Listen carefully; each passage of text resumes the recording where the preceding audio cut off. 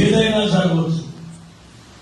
కానీ నా బాధను చూసి అందరూ అన్నారు, నరాలు, మెదడు, తలకు సంబంధించిన డాక్టర్ ఎవరి నుండి మేము డబ్బులు పెట్టుకుంటాం, ఆ తల లోపల పంపించి స్కానింగ్ తీసుకుంటాం అని అంటే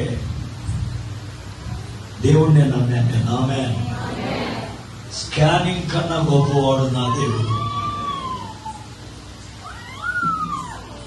ఎలా ఆయన ఆరోగ్యాన్ని కలుగు చేసేవాడని బైబిల్ చెబుతున్నప్పుడు మన యొక్క ఆరోగ్యం కొరకు ఎదురవుతున్న అనేక సమస్యల కొరకు ఎలా ఆయన మీద మనం ఆధారపడాలి అనేది మనం ఆలోచిస్తే మనకి భయాన్ని కలిగించే చాలా మంది ప్రభు చెబుతున్నారు. ఎందుకు వ్యాధిగ్రస్తులు అవుతున్నారంటే, చిన్న సమస్య మీ శరీరంలో ఆరంభమైనప్పుడు అది ఎలా పెద్దదై మీ శరీర అవయవాలను నాశనం చేస్తుందన్న ఒక అవిశ్వాసం మీలో ప్రవేశిస్తున్నందువలన మీలో ఉన్న వ్యాధుల యొక్క సమస్య పెరిగిపోతుంది.